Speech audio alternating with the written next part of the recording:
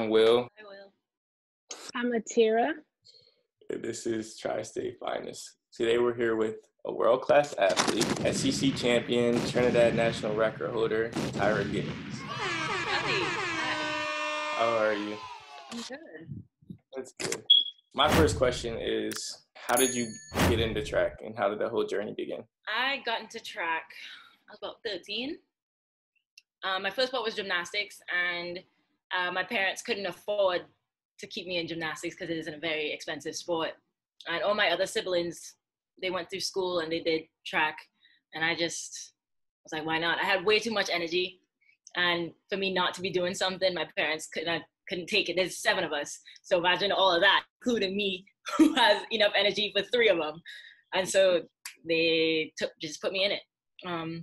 They put me in a summer track club. Okay, yeah. And just took off after that. Yeah. Were you like good automatically? I would like to say my foundation in gymnastics played a good part, an important role in my abilities today. I'm sorry. Yes, I was definitely, when I first started, I did have a lot to learn, but I would say I was above average. And my summer track coach, she definitely saw that, and she took me under her wing. She was a heptathlete at Tennessee. Gotcha. So, so she took me under her wing and coached me everything she knew. So I know that she was a big inspiration, as you just said. Who else would be a big inspiration in your track career? My dad. Gotcha. My dad. And, well, cliche, my parents, really. My dad, he ran for Trinidad back in the day before he had an injury. And so he definitely saw that I had something special, and he was my coach before Coach John. He worked on like just general strength stuff, all these things that he knew, because obviously I didn't have like a weight room in my house, but he just worked on the foundations, and it definitely helped with my passion. The passion came from him for sure. But my mom was the one who got me into multi events. My dad saw me as a sprinter, not sure why, but yeah, I started off being like a 200-meter runner who just was able to high jump. But my mom was like, you should try something else. And Coach John was like, I've been saying this for forever. She needs to do this. And yeah, so my parents, Coach John, and just my family. So yeah. Yeah, that's great. And I've also seen that not only do you do track, you've been golfing on your Instagram. I have been trying. I am trash. I could tell you that. But my boyfriend, he just picked up, I don't know, he has weird hobbies, I swear. But yeah, he's working from home now. He graduated from A&M. He works at a civil engineer firm in Houston that they sent everybody home. So he just has his computer set up at my place, and he's bored out of his mind and decided to pick up golf, and he's been dragging me everywhere. But it's fun, only because I definitely see the connections with my throwing, like javelin and shot put, in like my hips and everything, and my lower body. It's the same thing for golf, and so I've been trying to keep up, just because it might help me with my jav. But it's fun, but it's not for me. What's the main thing that keeps you motivated and fresh throughout your events during the heptathlon? My love for the event. I don't know, you might be able to see this from my Instagram, but I am a performer. I love to perform. I like to entertain. I like to make people happy, and I like to see them enjoying themselves. And so, really just that, like, the heptathlon it's not a fun sport to watch. It is a fun sport to do, but just being around people, knowing that I'm not really competing against the girls, I'm competing against myself and the points, that definitely keeps my energy going, because it's just like, okay, next event. I naturally have a lot of energy, so that also helps. But yeah, the love of the event for sure keeps me going. And because I know, just because I mess up one, like the first 2, maybe it doesn't matter. I have a lot more to go. So I mean, yeah. The passion, that definitely gets me through the grueling 2 days. Yeah. I couldn't imagine. It's honestly, it's not that bad. I know it's not for everyone, but it's not that bad. It really isn't. It's a lot of fun. because it's just like I've done one event in meets before, and that is actually a punishment for me. My coach done that. He's done that to me, and I actually cried because I didn't feel like, I was like, is that it? I'm gonna go home and not be able to sleep tonight because I still have all this energy, and so yeah, it's a must. I have to do a lot of events, or else I won't be satisfied. Tyra is also like a performer, so she saw that you did that and she was very excited to meet you. Yeah. I started looking you up, and I just want to say I'm officially a fan of yours. You have so much going on, and you're such an inspiration, but I will get to that in my questions. You have an amazing list of accomplishments in track and field. Which are the ones that you're most proud of? I am most proud in track and field of the way I handled my injury and how I came back from that. I had a meniscus surgery my sophomore year, so I redshirted my indoor season. I was definitely disappointed in my rehab because they said I would be able to perform during indoor, but I was not ready. By the time outdoor season came, I still hadn't sprint yet, and my coach put me in a hep. He wasn't gonna make me do the whole thing. It was at Texas Relays. I used that time to grow, not only as an athlete, but as a person outside of track. But I was able to observe, which, a lot of times you're practicing every day. You don't really get time to sit back and watch other athletes and watch what you actually need to do. And so I spent a lot of time helping coaching, because like, I feel like every athlete should be able to coach themselves at some point. Like, you should be able to feel when you're doing something wrong, and being able to actually see it and really focus and be able to point out everything that person's doing. It's just like, oh, I do that too. And so I think the fact that I was able to adapt to the situation and make the best of it, I'm very proud of myself for that. So, because I definitely came back a lot stronger than I thought I would be. I had a lot of doubts that I wasn't going to be ready because I hadn't sprint and it was outdoor season already. And the first outdoor meet of the season, I high jumped, and it was a great meet. And at that point, I still hadn't like ran on the track yet. So it was just like a wing thing. And I was just like, I definitely know a lot more than I think I do, yeah. So I was proud of myself on how I adapted to bad situations. So your passion for the sport is like very inspirational, because a lot of people probably would have gave up after an injury like that, or been around as much as you were with the sport and helping other people. So that's inspirational to me. Right, and just being able to come off of something like that in the way that you did, it shows, very strong mindset in addition to, your bodily strength. So I applaud you for that. Thank you. My last question, how do you keep your emotions in check before and after your meets? 3 days before any meet, I am a hot mess. I am like, I can't, like, before big meets, let me say that. I definitely start to doubt myself. But then as the meet comes closer, I'm like, what? What? Tyra, you've been doing this your whole life. Like, it's just reassuring yourself and just reminding yourself that everything that you're about to do, you have not already done. You've done it all in practice, So you shouldn't be scared. And I realized that whenever I start to get nervous, I'm not living in the moment. And that's a big thing for me right now. I'm a yogi, whatever. But living in the moment and focusing on the now. And so, like, you can't do anything about the future. I mean, you can't do anything right now about the meet. Yes, you can continue to train, but like, you can't compete today. So why are you freaking out? And then the day of a meet, I am like a firecracker. The morning of a meet, my coach is like, Tyra, calm down, go back to sleep. I'm up at 6 o'clock. You can't tell me nothing. My music on blast. I am having a party, dance party. It's because of all that energy I've had to, like, that week I've had to like keep myself calm and like, Tyra, don't freak out. Don't get too excited, because then you're not going to have anything left for the actual meet.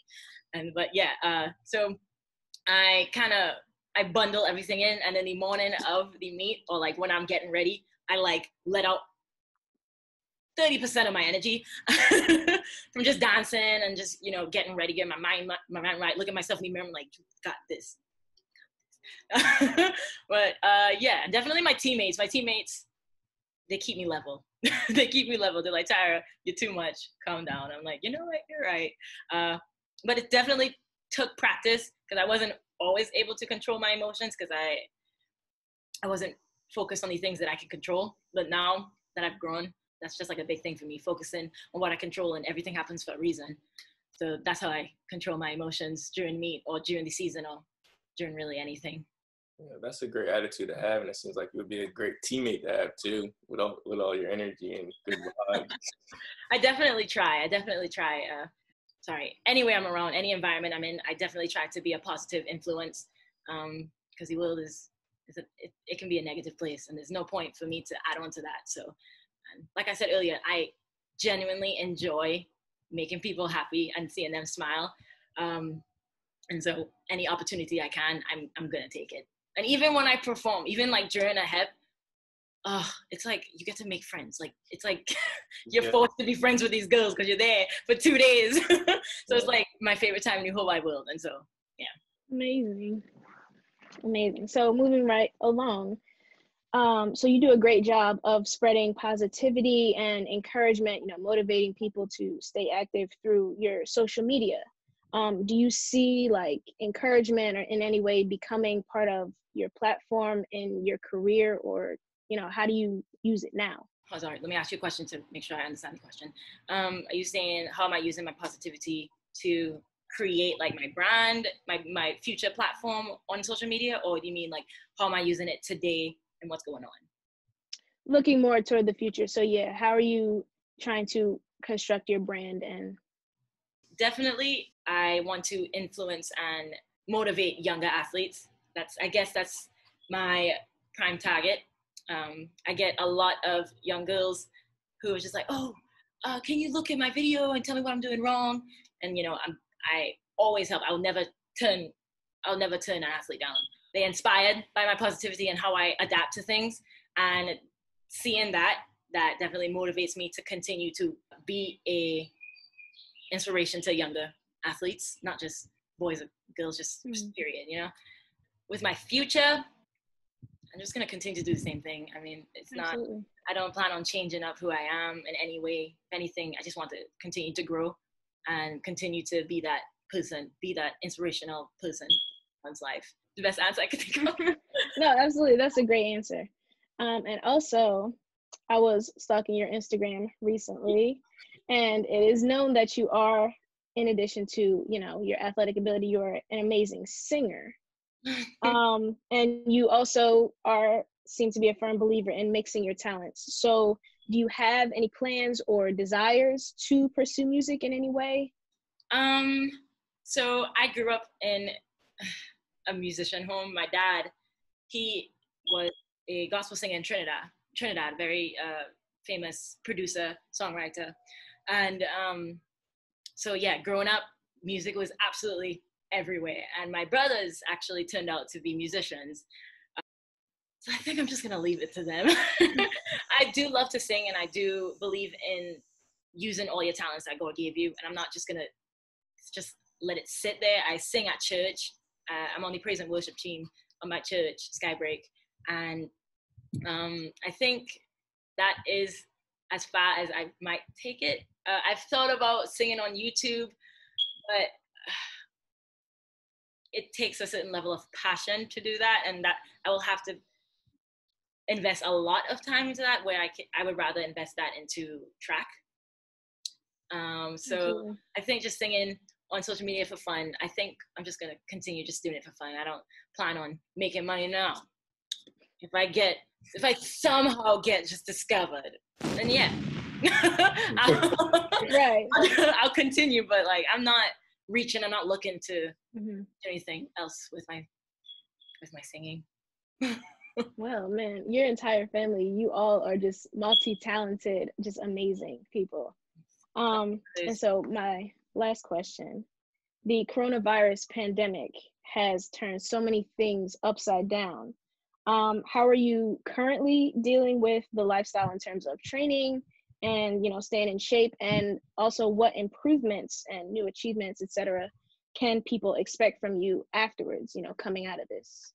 I definitely know one of my strengths is being able to adapt to certain situations. I've been doing it my whole life. And so this was just another thing to just, to cope with.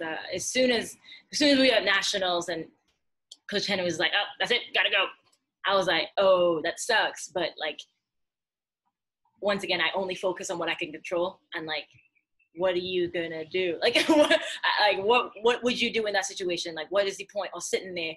Oh man, like completely just sitting there and sulking, you know, like you can't really do much. All you can control is your mentality and how you come back from this. So that was my mindset, like right away. When we got back and we got more news on what's going on, it definitely was a little scary because we're not allowed to use any facilities or anything. And so at first I was like, ooh, I was kind of a little frantic, trying to put pieces together, figure out what I'm going to do, like how am I going to train, like where am I going to train, and forgetting that my sister, she's a personal trainer. So right now she writes my workouts because coaches, they can't athletes individually or workout because then it's like against the rules right now.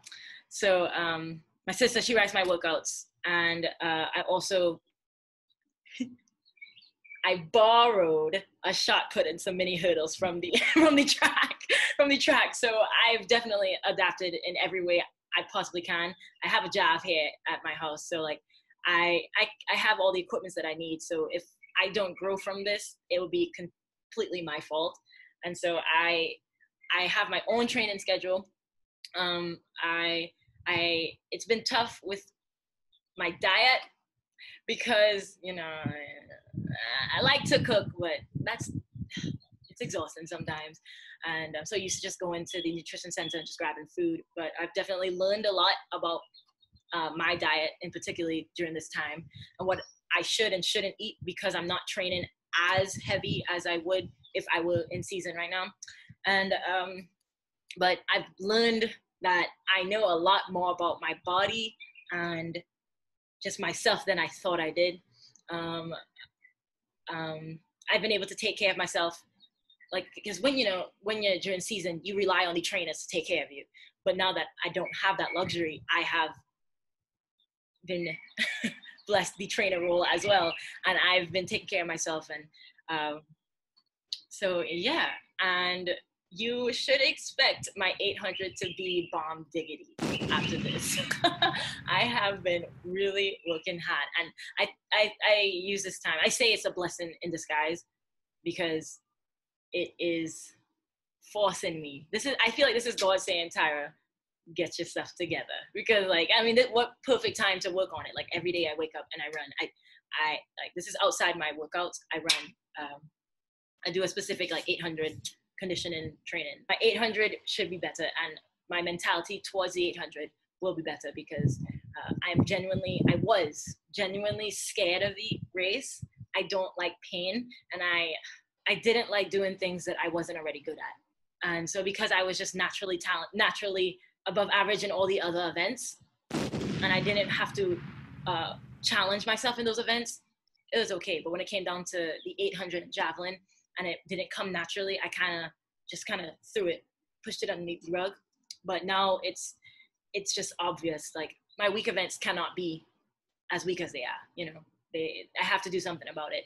And so this has definitely challenged me to get out my comfort zone, and for me to stop lying to myself about where I am when it comes to these events. And it's opened my eyes, and I'm excited to see what I produce next season and just during next fall training.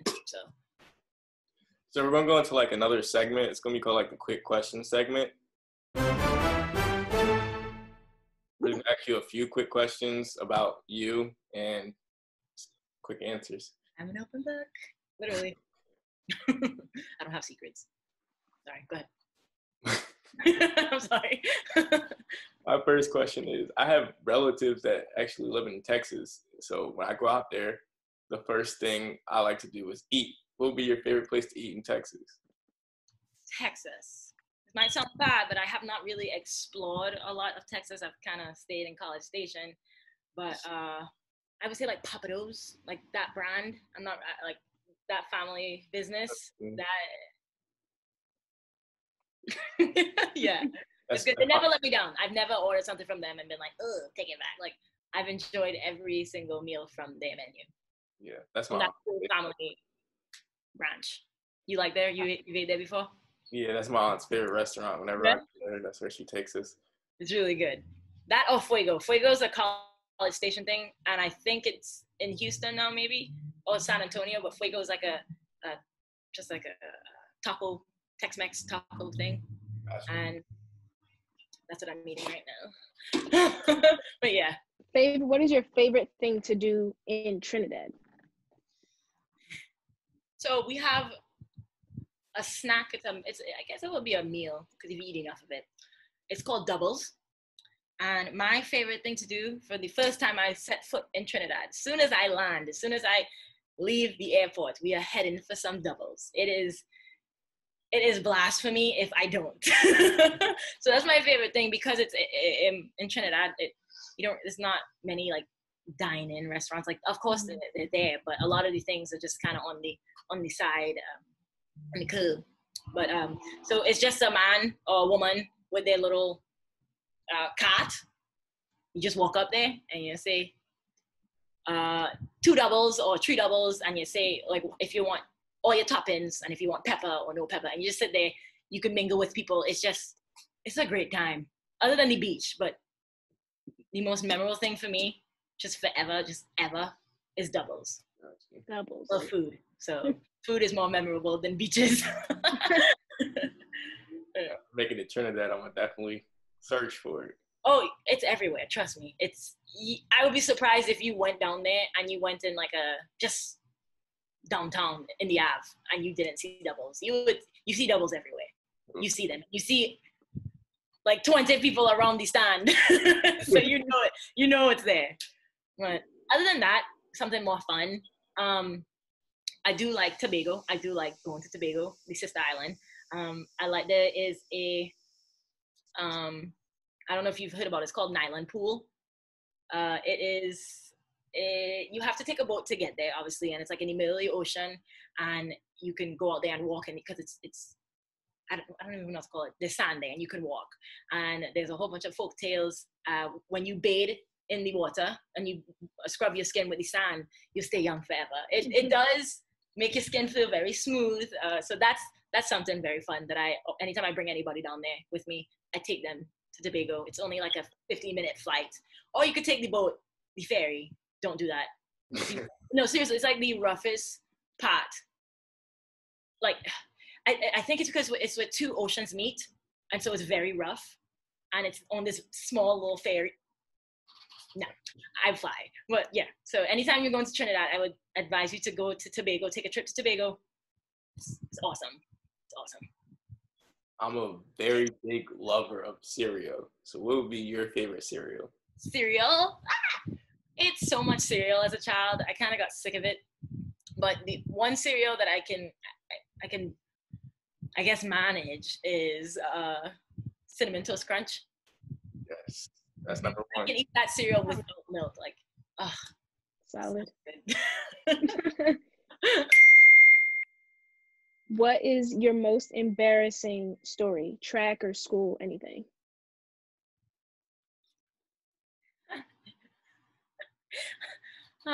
Just like anybody, I had a very embarrassing childhood.